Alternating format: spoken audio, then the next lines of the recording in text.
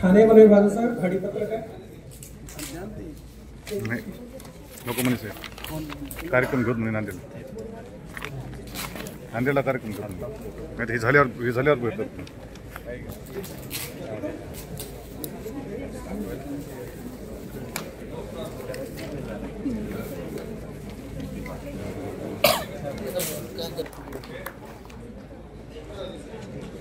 सामान्य पुस्तकाचं अनावरण केलं सर. यात आपल्या महाराष्ट्र कार्डामधले भारतीय वनसेवेचे जे अधिकारी आहेत त्यांची इत्थंभूत माहिती या ठिकाणी दिली आहे. यानंतर सर पेंच व्याघ्र प्रकल्पाने त्यांचे कॅलेंडर तयार केलेलं आहे. त्याचं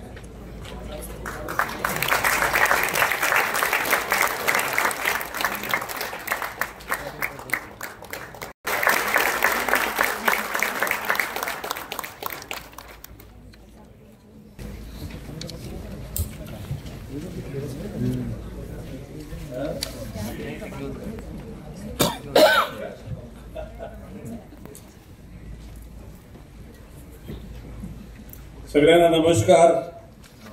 भारत माता की जय. वंदे मातरम. आज वन विभागाच्या कुटुंबासमोर आपलं मनोगत व्यक्त करताना याला वन विभाग महाराष्ट्र राज्य अधिकारी कर्मचारी सुसंवाद या टायटल खाली या ठिकाणी नमूद केलेलं आहे. या प्रसंगी उपस्थित आपल्या राज्याचे अपर मुख्य सचिव महसूल वन विभाग श्री मिलिंदजी म्हैसकर, वनबल प्रमुख श्रीमती शोभिता बिस्वास, प्रधान मुख्य वन संरक्षक श्री एम श्रीनिवास राव, एफडीसीएमचे व्यवस्थापकीय संचालक श्री संजीव गौड़, अपर मुख्य प्रधान वन संरक्षक श्री नरेश जी जुरमुरे, उपस्थित सर्व वरिष्ठ अधिकारी कर्मचारी बंधू आणि भगिनींनो, आपल्याला सगळ्यांना कल्पना असेल की 1995 साली मी वन विभागाचा मंत्री होतो. किती लोकांना कल्पना आहे? जर हात उंच करा. Almost everybody is knowing. Very good. त्यावेळेला वन विभाग म्हणजे वंचित विभाग. काय बोलतो मी? म्हणजे ऍसोसिएट केलेला जो खातं होतं त्याला वन विभाग म्हणायचं. म्हणजे ज्या कोणाला नीट काम करू द्यायचं नसेल किंवा ज्याचं नाव करू द्यायचं नसेल त्याला वन खातं देऊन द्या.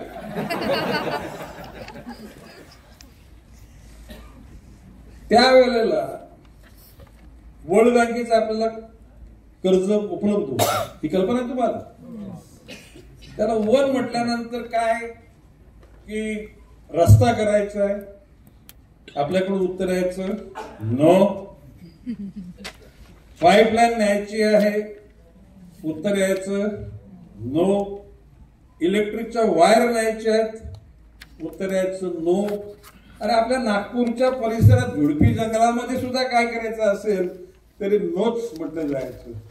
परंतु मला हे बघा, जगाच्या पाठीवर चांगली कामं करणाऱ्या माणसाचं नाव कधी ना कधी निघतं. ज्यावेळेला मी ते वनमंत्री पर्यावरण मंत्री होतो त्यावेळेला केंद्रामध्ये राजेश पायलटजी हे वन पर्यावरण मंत्री होते. त्यावेळेच्या आपल्या सचिवांच्या बरोबर मी चर्चा केल्यानंतर त्यांनी सांगितलं की हे केंद्रीय वन विभागातून याला आपल्याला मान्यता प्राप्त झाल्याशिवाय आपल्याला काहीच करता येणार नाही.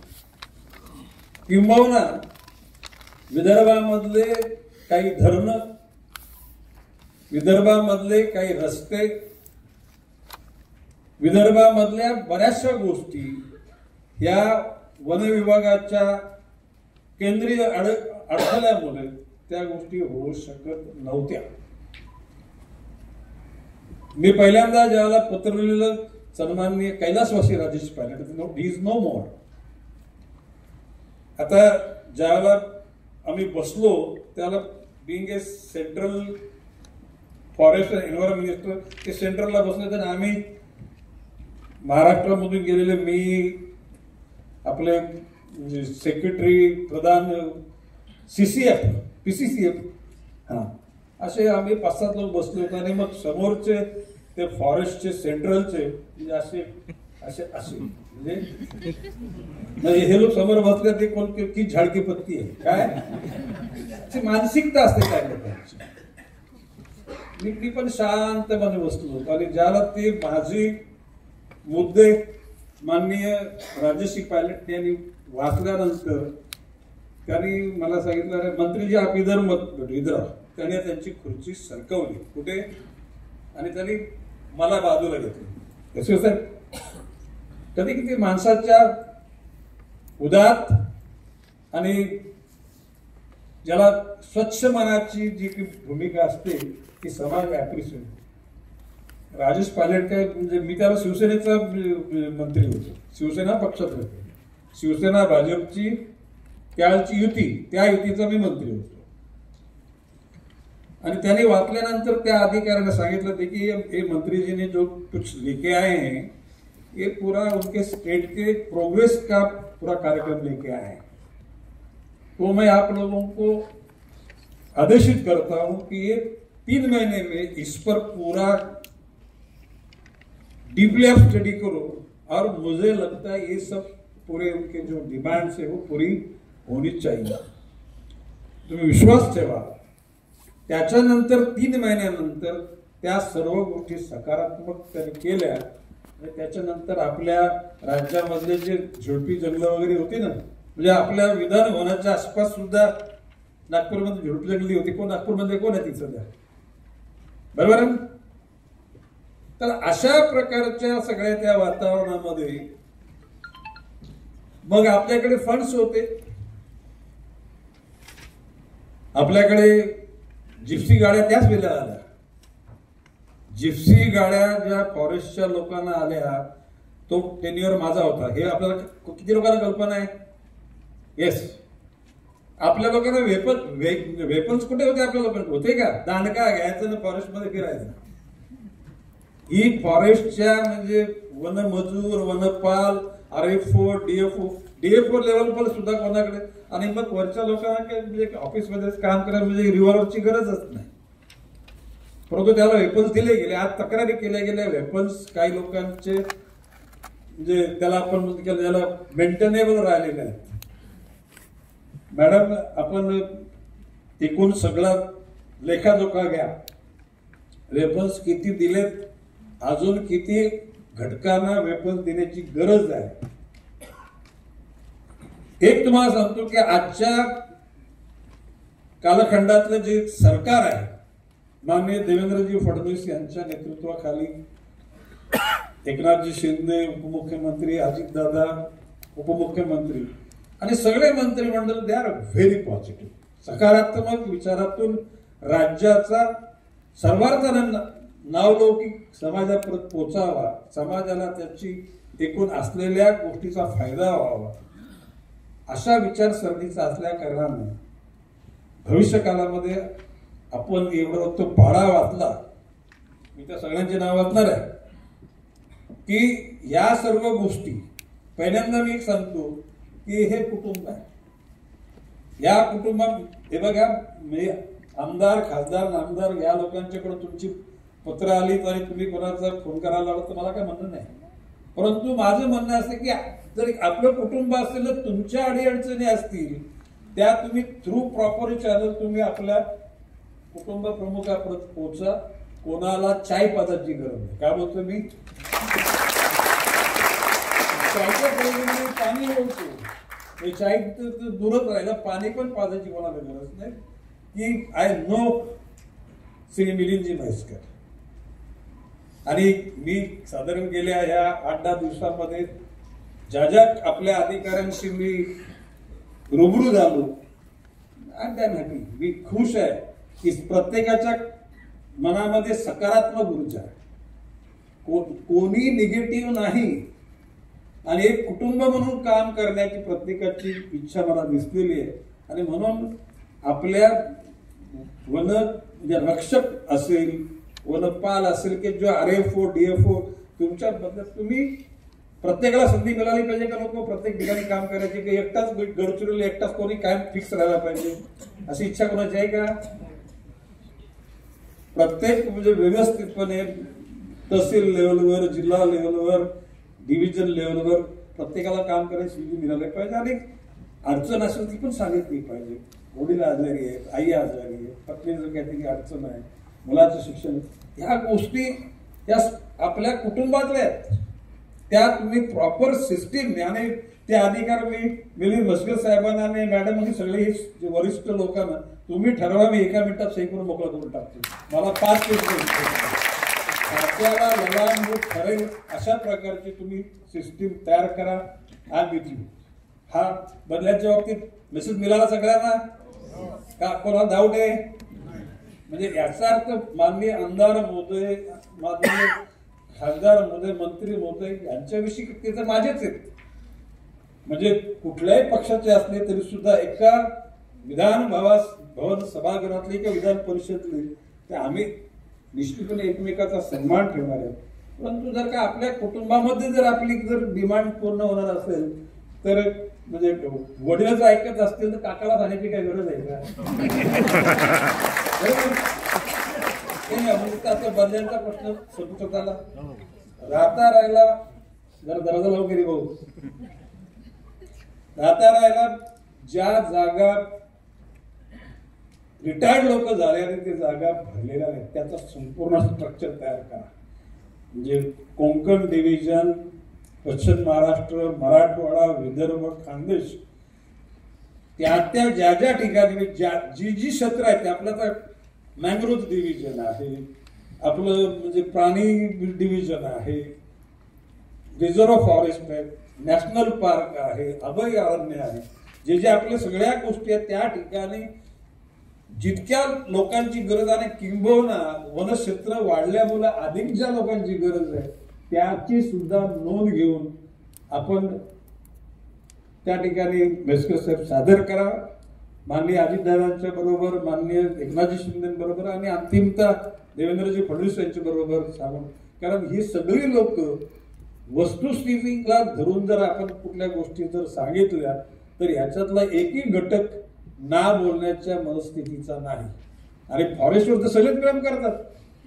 देवेंद्र फडणवीसांचं तर जास्त प्रेम आहे कारण ते चंद्रपूर त्यांचं ओरिजिनल गाव कुठलं चंद्रपूर आहे माहिती आहे तुम्हाला.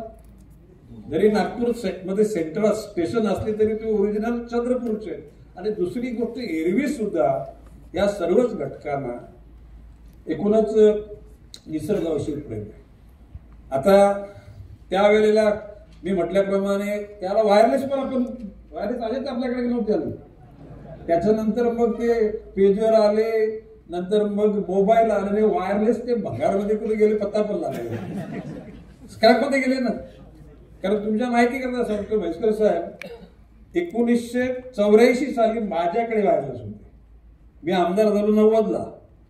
त्यावेळेला रिलायन्स तिकडे लिबर्टी ऑइल मिल आणि जेएनपीटी आणि त्या वायरलेस घेण्याकरता सेंट्रल एव्हिएशन, सेंट्रल म्हणजे डिफेन्स आणि होम या तिघांच्या एनओसी लागायच्या.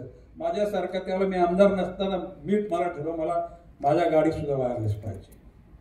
मी माझ्या शेतावर त्या मुरबाडला टावर लावला, आमचा रेतीचा व्यवसाय तिथे टावर लावला, क्वारीचा धंदा त्या क्वारीच्या टावर, आमच्या गावात घरी टावर लावला. आणि 4 गाड्यामध्ये त्याला आपले मेल्ट्रॉन, महाराष्ट्र सरकारची मेल्ट्रॉन कंपनी आणि नंतर केनवूड नावागले का केनवूड.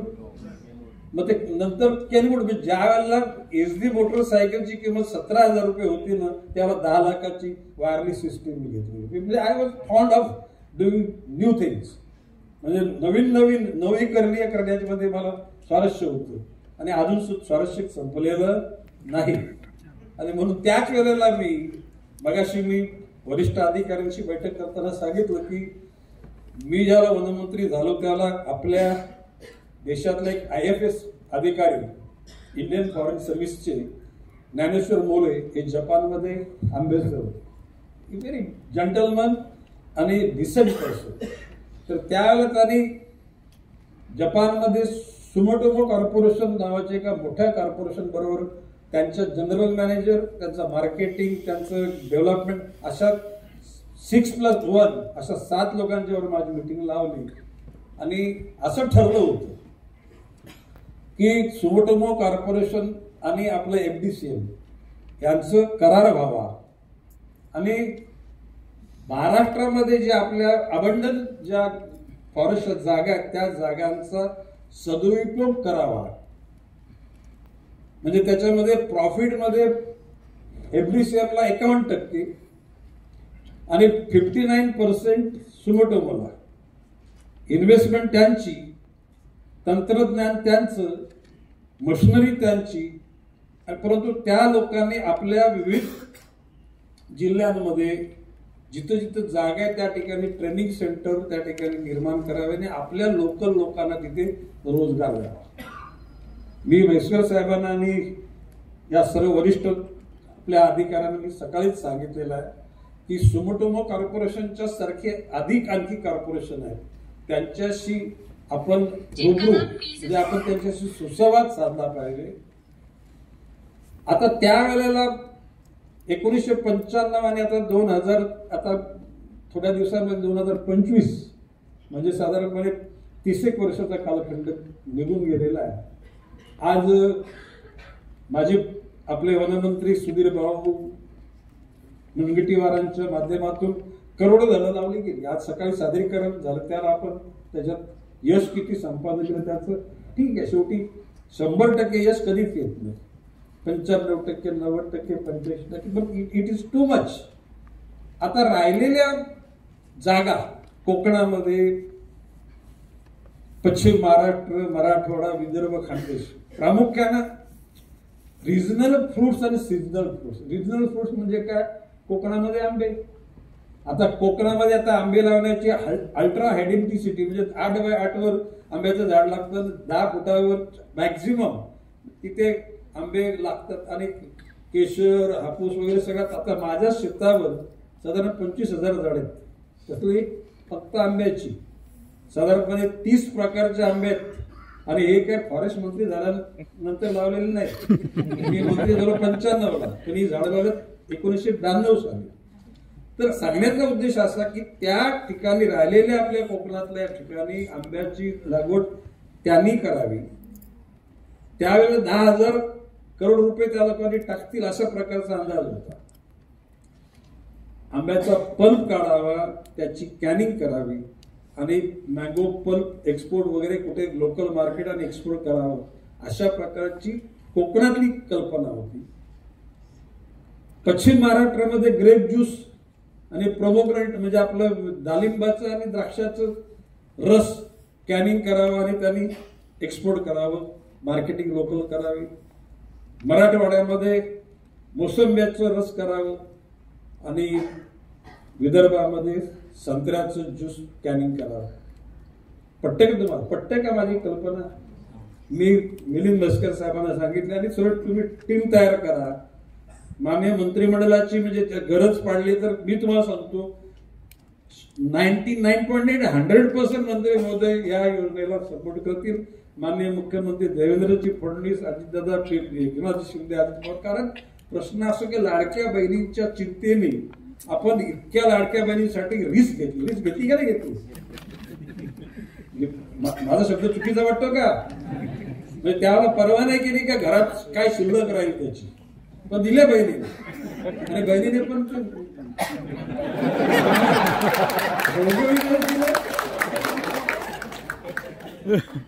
आणि अशा परिस्थितीमध्ये जरी शेवटी पैशाचं सोंग आणता येत नाही, येतच पैशाचं सोंग आणता येत नाही. आणि म्हणून आता आपण आपला शेवटी प्रश्न असा की बिझनेस कुठलाही झाला त्याचा लॉस अँड प्रॉफिट अकाउंट दरवर्षी सादर करावा लागतो.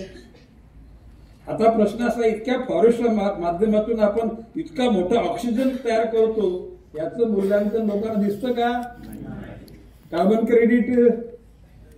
आणि म्हणून लक्षात आलं का की त्याचबरोबर हा मी सुमोटोमो कॉर्पोरेशनच्या बरोबर किंवा अन्य कॉर्पोरेशन मधून बिझनेस कसा होतो बघूया. आणि वेळ पडली तर मी सांगितलं की सेंट्रल गव्हर्नमेंट, स्टेट गव्हर्नमेंट कडून आपलं डेलिगेशन समोटोमोकडे जाण्याकरता सगळ्या परमिशनने गरज पडली तर गणेश नाईक स्वतःच्या अकाउंट मधून तिकीट काढून जाणार कोणाला आपल्या अभिप्राय शेवटी मनात जर इरादा असेल तर त्याकरता वाटेल ते. आता हा भाग झाला. आता एफडीसीएल म्हणजे कमर्शियल आपलं बरोबर आहे, व्यापारच. आता आपण फर्निचर बनवलं पाहिजे. अशा खुर्च्या बनवा. नाही ऐक्याच्या जे सगळे ऐक्याचे एमडी वगैरे आहेत सगळे they are very close to me. त्यांना मी बोलवतो आणि आपल्या त्यांना काय गरज आहे त्या पद्धतीचे आपण डिझाईन त्याच्यावर करून घेऊ आणि मोठ्या प्रमाणामध्ये त्या ठिकाणी आपण स्वतःच्या आपण वर्कशॉप तयार करू फर्निचर बनवणार. काय अडचण काय डेफिनेटली. आता त्यावेळेला मी ज्याला होतो त्यावेळेला हे मँग्रोव्ह आपल्याकडे नव्हते, त्याला ते खारल्यांकडे होते. आता मँग्रोव्ह म्हणजे गुजरात पासून तर गोव्याच्या बॉर्डर पर्यंत दुनियाभरची झाडं वाढलेत तिकडे. जंगलामध्ये जेवढे पक्षी ना तेवढे पक्षी तिकडे. कोण जर नगरमध्ये कोण काम करतो जरा प्रॅक्टिकली मी बोलतो चुकीचं का. अरे आमचं नवी मुंबईचं फ्लेमिंगो सिटी बनून मी ज्याला मोठीतून जायचो त्या बेलापूरवरून असा तुमच्या चेंबूर कडून वाशिक पुलाकडून ऐरोलीकडे बोटीने जायचो स्पीड बोटीने. त्यावेळेला मला ते फ्लेमिंगो दिसायला लागले. म्हणजे यार ते नवीन काहीतरी आले. ते मायग्रेट व्हायचे यायच्या आणि थंड हवा परत गरज भासली तर ते निघून जायचे. परंतु नंतर इतकं वातावरण चांगलं झालं की ते तिथंच सेटल झाले. जर का म्हैसकर साहेब काही दिवसापूर्वी काहीतरी राऊंड मारून आले. हजारो किती जगाच्या पाठीवर म्हणजे मोठ्या एशियामध्ये इतक्या मोठ्या प्रमाणामध्ये एकाच ठिकाणी फ्लेमिंगोचा थवा म्हणजे पूर्ण असं गुलाबी असं एक लेअर चादर अंतरल्यासारखी वाटते. कोणी बघितलं हात उंच करा जरा. बघितलं एवढं. आता जे बाकी राहिले त्यांना तुम्ही एक काम करा लिस्ट बनवा आणि तुमच्या बोटीतून तुम्हाला फिरायची व्यवस्था मी करतो. कारण प्रश्न असं की हे सौंदर्य बघण्यासाठी युरोप फॉरेन मध्ये जायला लागेल ते आपल्या जवळ आहे. तर अशा प्रकारच्या असलेल्या विविध गोष्टी सुद्धा त्याचं आपण युटिलायझेशन केलं पाहिजे. त्याचा व्यापारामध्ये त्याचं कन्व्हर्शन केलं पाहिजे. मी तुम्हाला एकच सांगतो की जगाच्या पाठीवर झाडाला खत पाणी दिल्याशिवाय गाई म्हशीला चारा दिल्याशिवाय दुधाची अपेक्षा करणं व्यर्थ आहे. जर का या खात्याला जर मजबूत म्हणजे आता प्रश्न असा की जर जरा वर्ल्ड वाईड एकूण इतक्या क्षेत्रफळात इतक्या झाडांमध्ये किती ऑक्सिजन होतो त्याचं मूल्यांकन काय होते तर काढायला कधीतरी आपल्या कुठेतरी प्रवक्त्याला सांगायचं बाबा फॉरेस्ट तुम्हाला काय देतं याचं जरा मूल्यांकन निश्चितपणे समजून घ्या. प्रेस कॉन्फरन्स घ्या. ऐकलाय का. आणि म्हणून जर तेवढं महत्वाचं असेल तर फॉरेस्टच्या करता पैसे जरा हात मोकळाच सोडून केला पाहिजे. आता काही लोकांचे प्रमोशन आणले आता काही म्हटलं की आमची फक्त पदाचं नामकरण बदला काय पैसे नको बदलू. बरोबर आहे ना. लगेच रस्ता पात्र लगेच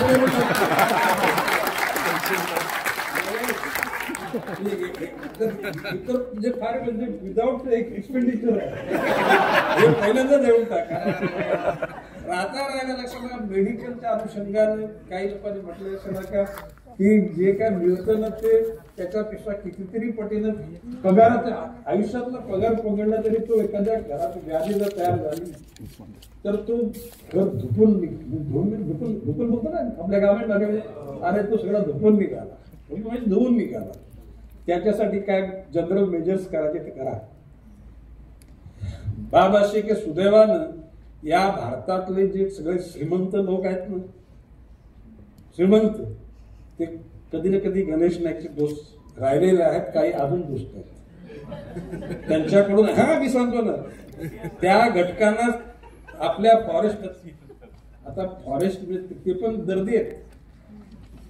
कोण ते लोक पण दर्दी आहेत आणि इथंच नाही राहत त्यात त्यांच्या युरोपमध्ये 500-500 एकर मध्ये म्हणजे बंगले आहेत.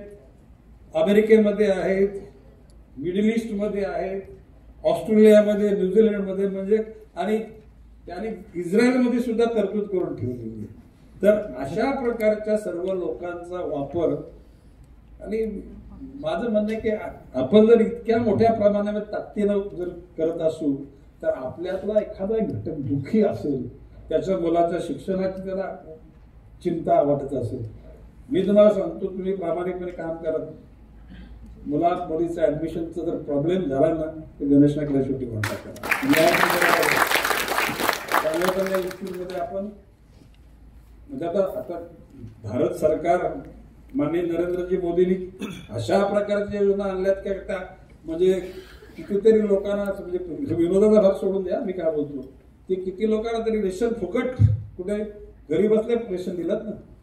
आता मजूर नाही भेटत, हे खरं आहे ना. काही गोष्टीचे सुपरिणाम आणि दुष्परिणाम.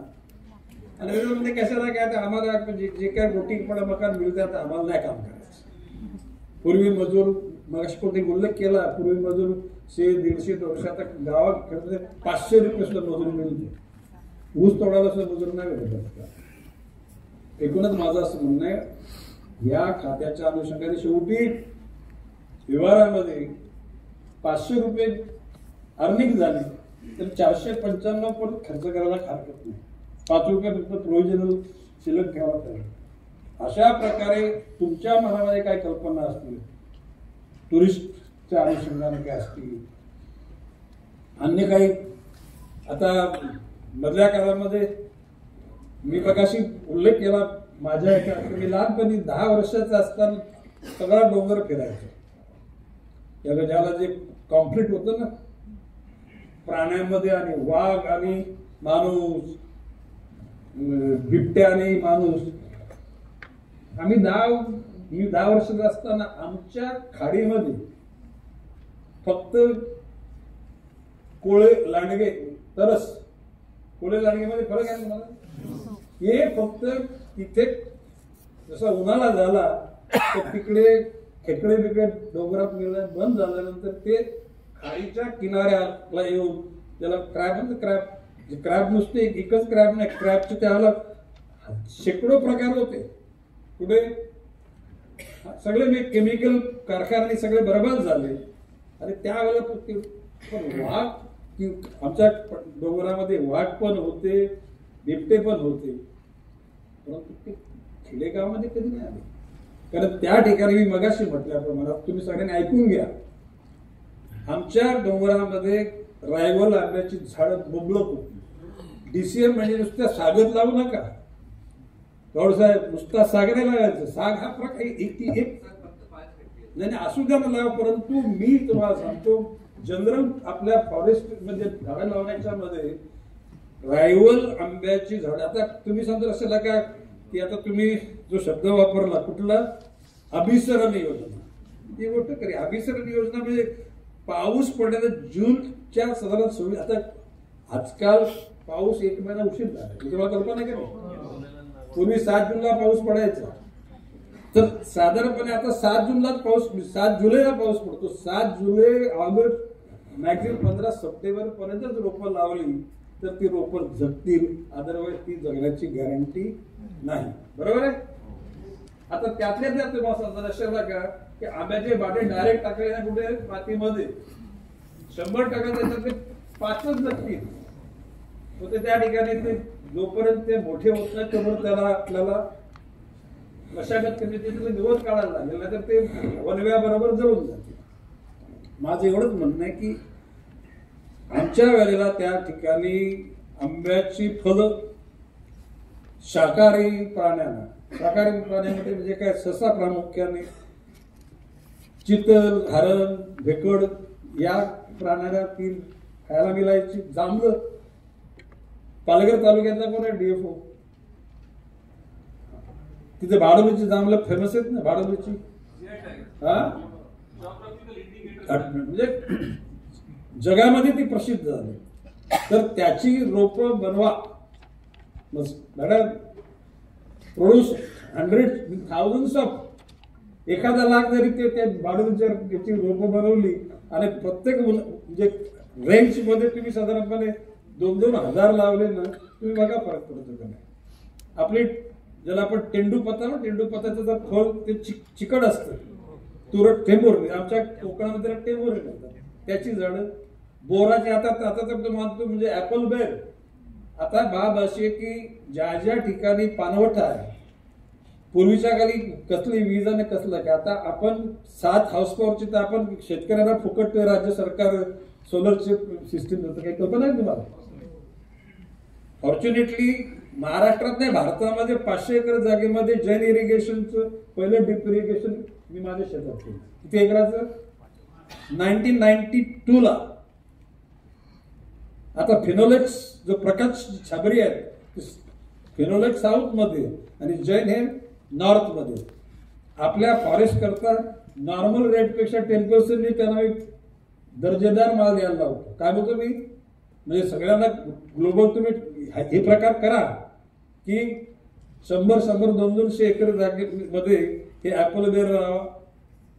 आता आज सकाळी मी आपल्या सर्व वरिष्ठ अधिकाऱ्यांना काय कुठला तो फळ आपण सांगितलं होतो, आफ्रिकन मरुला, ते तुम्ही यांना सगळ्यांना ती शिडी दाखवायला पाहिजे मला. त्या मरुलाची फळं खायला हाती, वानर, माकड सगळे एकत्र. तर बाब अशी की अशा प्रकारची आमच्या त्या कालखंडातला आमच्याकडे वाघरी आणि कातकरी एकही कधी चोरी मारेमध्ये ते गेले नाहीत, कधी आपसामध्ये मारामाऱ्या केल्या, चिटिंग लुटिंग नाही, आत्महत्या नाही. कारण वनामध्ये वनफुल आणि वनभाज्या राऊंड इयर त्या ठिकाणी तयार व्हायच्या. मी आपल्या सर्व वरिष्ठ अधिकाऱ्यांना सांगितलं, ब्रिटिश कालखंड ब्रिटिशांचा जुलमाचा तो दुसऱ्यावर रोप दाखवण्याचा तो भाग तो सोडला, तर ब्रिटिशांच्या बऱ्याचशा गोष्टी चांगल्या होत्या. त्याचं अनुकरण करून त्या कालखंडामध्ये ब्रिटिशांनी एकूणही हिंसक प्राण्यामधली आणि माणसामधली जो एक संघर्ष कशा प्रकारे त्यांनी थांबवला होता. आणि माझ्या अनुषंगाने मी जे मगाशी सांगितल्याप्रमाणे जंगलामध्ये शाकाहारी प्राण्यांना जास्तीत जास्त फळं आणि काही गोष्टी मिळतील याचा बंदोबस्त करा की ती तिथं पोचली गेली की वाघांची आणि म्हणजे तुमच्या बिबट्यांची सोय तिथंच होईल ना, इन कोर एरिया. पट्ट्या का माझं म्हणणं? प्रयोग करायला काय हरकत. आणि माझं म्हणणं की आता ही चार ऍपल बेर तर दुसऱ्या वर्षापासून सुरू होतं पण.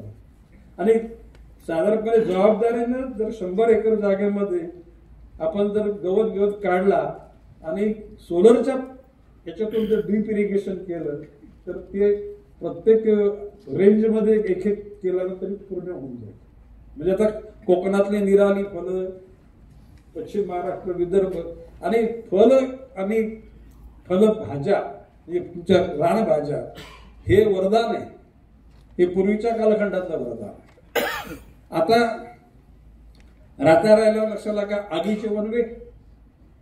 मी मेसकर साहेबांना सांगितले की आज आपण बॉर्डरवर आहोत, टू बी डेव्हलप आणि टोटली डेव्हलप. आता आपण डेव्हलप आणि टोटली डेव्हलपच्या बॉर्डरवर आहोत. तर विकसित झालेल्या देशांमध्ये हे वनवे कसे, आता कॅलिफोर्नियाचा तुम्ही बघितलं ना, तिथं काय आगाऊपणा केला कोणी माहिती आहे? सो कॉल्ड एनजीओ लोकांनी आगाऊपणा केला की आपल्या नॅशनल पार्कमध्ये एखादं झाड तुटलं तर आपण ते हलवायचं नाही, बरोबर आहे ना, तसंच कुजू द्यायचं. त्याने ते सगळी झाडं आजूबाजूची अजिबात एनजीओ लोकांच्या आग्रहास्तव ती न त्या ठिकाणी उचलल्यामुळे जो वनवाद सुरू झाला ना तो आजूबाजूला सुद्धा अब्जावधी रुपयांचं आणि काही ठिकाणी वन्य प्राणी ते गेलेच, काही ठिकाणी माणसं पण काही ठिकाणी अडचणीत आली. हे तो तुम्ही बघितला न्यूज का नाही? म्हणजे अमेरिकी सारख्या देशामध्ये निसर्गाने सबक शिकवली, नको तेवढा म्हणजे लक्षात आलं का कुठल्या गोष्टीचा अतिरेक नाही करायचा. आता नॅशनल पार्कमध्ये आता आपल्या संजय गांधी उद्यानातून येतो ना, आता रस्ता खराब झाला, तो दुरुस्त करायला पाहिजे तर नको करायला. आणि टिजबरचा तो म्हणजे एक समोरून गाडी आहे लगेच दुसरी बाजू गाडी साईडला घ्यावी लागते. साहेब गेला तुम्ही कधी ना, तो रस्ता दुरुस्त करायला पाहिजे. कोण आहे नॅशनल पार्कचे, कोण विज इंचार्ज, करून टाकायचं. काय साठी?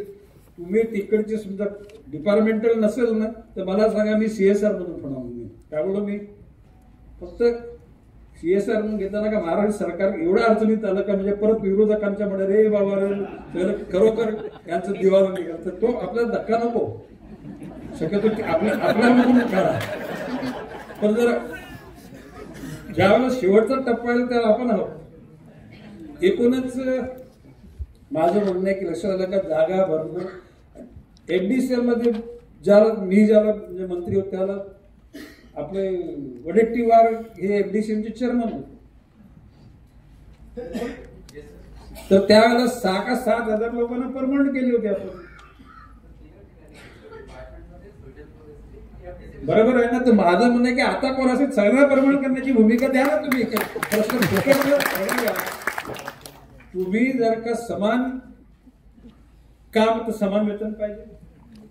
जर का आता या ठिकाणी गाड्या तर बदलल्या पाहिजे. आता DFO जर स्वतः गाडी चालवली तर त्याचा काय रेंज राहील. आणि मगाच सांगितलं की त्याला कोणी टायर पण देत नाही. फॉरेस्ट डिपार्टमेंट एवढा म्हणजे घसरून बसतो डिपार्टमेंट बरोबर. माझं म्हणणं लक्षात आलं की पुन्हा गाड्यांचा प्रश्न जे गरजेचं आहे, ऐकून घ्या, फॅशन करण्यासाठी नाहीये, मौज मजा करण्यासाठी नाही. जे शस्त्र पाहिजे ती स्वतःचं रक्षण करण्याकरता, गाडी पाहिजे ती आपलं ऑब्झर्वेशन करण्याकरता, आणि ज्या काय समजा जे स्टेटस पाहिजे. पूर्वी तर आमच्या मी एक्साईजचं पण होतो ना, एक्साईजच्या लोकांनी 10% मग त्यांना तहसीलदारला गॅजेटेड ऑफिस म्हणून बोलावं लागेल. कशाला? पंचनामा करायला. मग मीच त्या आमच्या फॉरेस्टच्या अधिकाऱ्याला आपल्या एक्साईजच्या अधिकाऱ्यालाच गॅजेटेड ऑफिसर बोलतात. तशा प्रकारची आपण आक्रमक, जर आपलं मन स्वच्छ असेल तर आपल्याला कसली पर्वा करायची गरज नाही. आपलं टार्गेट की वनच हिरवगार, आग न लागणार, वाघ हल्ला न करणार, आणि वाघांच्या आदिवासांमध्ये लोकांना जाण्याची सुद्धा परिस्थिती. मगाशी आमचा उल्लेख की आपण इलेक्ट्रिकल फेन्सिंग देतो ना, तर त्या ठिकाणी सोलार फेन्सिंग, तर त्या ठिकाणी कायदा काय आहे की जर का एकदा वानर किंवा हत्ती आला तर सगळं साफ सोपं आहे. मग तरी तर त्या शेतकऱ्याला 5 वर्ष नाही भरपाई मिळणार. बरोबर आहे ना? असं चालतं का? ती सोलर फेन्सिंग निश्चितपणे क्वालिटीची असली पाहिजे, आणि त्या जो कोणी सप्लायर शेतकऱ्याने ज्याच्याकडून सप्लाय त्या शेतकऱ्यांमध्ये आपण पैसे आपण देत असू थोडेफार, तर त्या जी एजन्सीला आपण पण त्या ठिकाणी आपल्याशी जबाबदार ठरलं पाहिजे. अशा प्रकारच्या ह्या गोष्टी आहेत. महिलांकरता आता 100 दिवसाचा कार्यक्रम आपला, त्याच्यामध्ये स्वच्छ ऑफिस. आता किती ऑफिसच नाही तर स्वच्छ ऑफिस काय बोलू, ऑफिसच नाही. सामाजिक वनीकरणाला ऑफिसच नाही. Am I right wrong? तर त्या ठिकाणी काय ते ऑफिस कसं तरतूद करायची त्याची, हे बघा. शेवटी सन्मान आपल्या लोकांचा आपल्याला व्हावा लागेल. आणि ते लोक, मी तर सांगतो की 99.99% people are very positive. They will give proper result. पूर्वी मला सांगितलं गेलं की पूर्वी आदिवासी लोकांना जर ताप भरला तर त्यावेळच्या ताप जाण्याच्या गोळ्या सुद्धा फॉरेस्टचा वनपाला द्यायचा. ही गोष्ट खरी. त्याच्यामुळे त्यांची अटॅचमेंट होती कोणाशी? फॉरेस्टच्या लोकांची.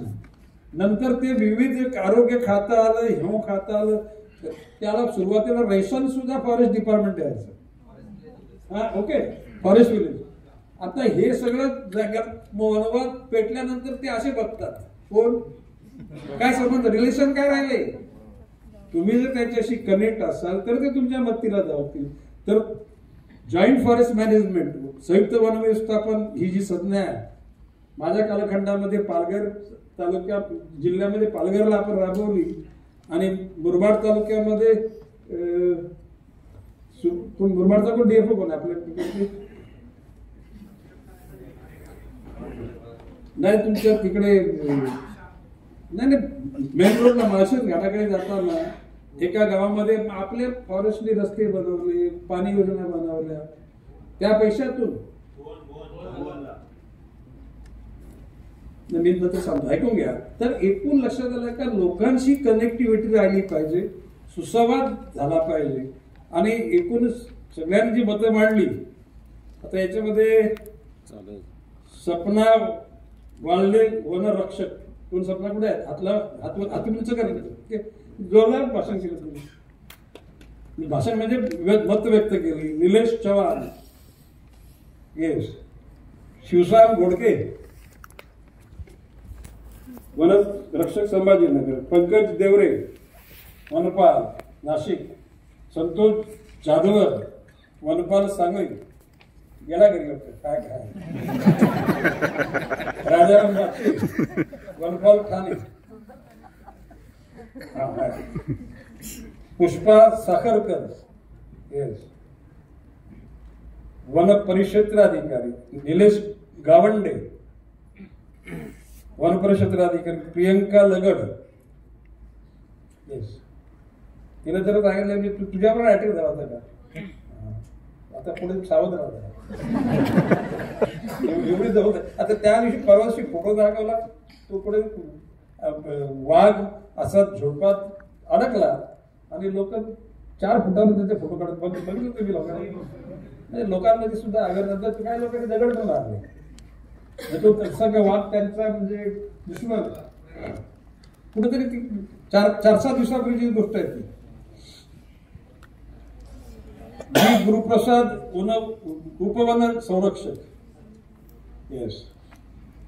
अमोल सातपुते, उपवन संरक्षक जुन्नर. येणार प्रवीण, मुख्य वन संरक्षक पुणे. अमोल थोरात, विभागीय वन अधिकारी. आणि अतुल देवकर, विभागीय वन अधिकारी. आता जुन्नरवाले तुमचे सगळे ते ऊसाची तोड झाली की सगळे ते खाली ते वाडा, मोखाडा, मुरबाड, इकडे शापूर, इकडे कर्जत, किती उतरतात ते.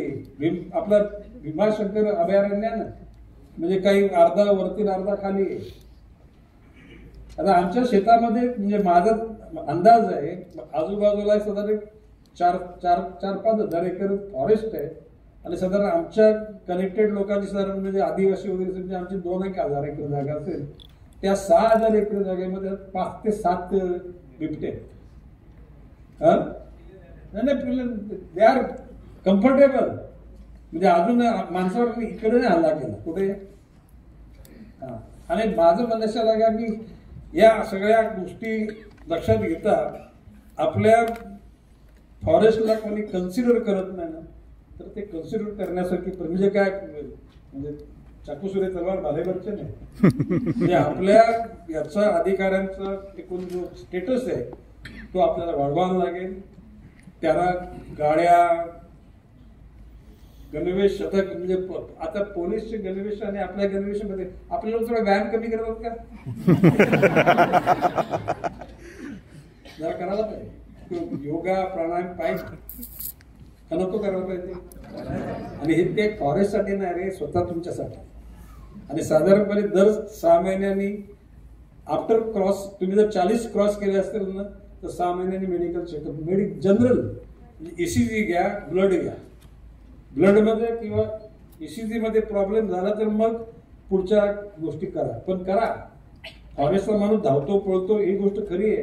पण ह्या कोविडच्या नंतर ज्या हेवी प्रमाणामध्ये डोसेस दिले गेले त्याच्यामध्ये बरेचसे ऑर्गन हे सगळे म्हणजे जिथे 1 क्वांटमची गरज आहे 4 क्वांटम दिलेला आहे. त्याला तो डॉक्टरने वाचवण्याकरता जितके हेवी डोस होते तेवढे दिले. आता त्याचे दुष्परिणाम मेंदूला प्रॉब्लेम, किडनीला प्रॉब्लेम, हार्टला, बोन इलॅस्टिसिटी कमी झाली, मसलची इलॅस्टिसिटी कमी झाली. आणि त्याच्यामध्ये जो तुम्ही ऑब्झर्व करा मस्कर साहेब पूर्वी जो तरुणांमध्ये तेज दिसायचं ना ते तेज ब्राईटनेस दिसत नाही. मी बोलतोय चुकीचं वाटत तुम्हाला? तरुणीमध्ये सुद्धा तरुणांमध्ये फॅक्ट आहे.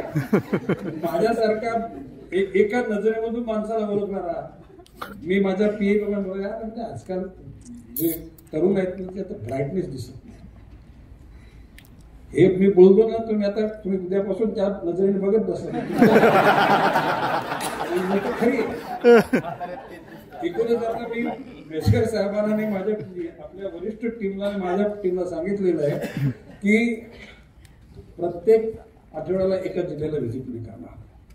त्या ठिकाणी तिथले एक DFO असेल तर 2 किंवा 3 असतील, त्या सर्व अधिकारी त्या सगळ्यांशी येऊन आम्ही सुसंवाद साधू. आता मी म्हटलेलं तर पूर्वी म्हटलं होतं की आपल्या मँग्रोवची स्वतःची बोटबीट घ्या 2-4 बोटी. पहिलं तर मी 7 बोटी झाल्या, पण नंतर त्या 7 बोटी कशा जात्या म्हणजे कधी दररोज थोडाच आपला पारा ते आपले कोस्टल गार्डचे लोक करतील. परंतु आपल्याला भाड्याने घेऊन मेसकर साहेब कधीतरी एका महिन्यात पालघरला, मग पालघरचा किनारा आपण मोठ्या बोटीतून आणि छोट्या बोटी तिथे परत आपल्याला आत्महत्या, कारण सगळ्या त्या मोठ्या बोटी आतल्या भागात जाणार नाही. तर तिथे आपल्या पूर्ण त्या पालघर जिल्ह्यातल्या सर्व अधिकाऱ्यांची बैठक, ठाणे जिल्ह्याची, मुंबई उपनगर, मुंबई शहर, रायगड, रत्नागिरी, सिंधुदुर्ग हे कोस्टल झाले. त्याच्यानंतर म्हणजे हे साधारण 7-8 महिन्यांमध्ये सगळे पूर्ण करू. परंतु आतल्या भागात सुद्धा चार्ट करा आणि माझं तुम्हाला म्हणजे आग्रह राहील म्हणजे प्रमुख लोकांची टीमच तयार करा. आणि कुठल्याही गोष्टी टेन्शन मध्ये राहायचं नाही. काय बोलतो मी, आणि काय अडचण असली तर आम्हाला सांगा. आणि काय वाल मी मेल्यानंतर पेपरमध्ये आम्हाला ऐकायला मिळते ते नको लगेच कळवा आम्हाला. आपल्या कर्मचाऱ्यावर कोणी हल्ला केला तो पण लगेच ऑन द स्पॉट कळला पाहिजे.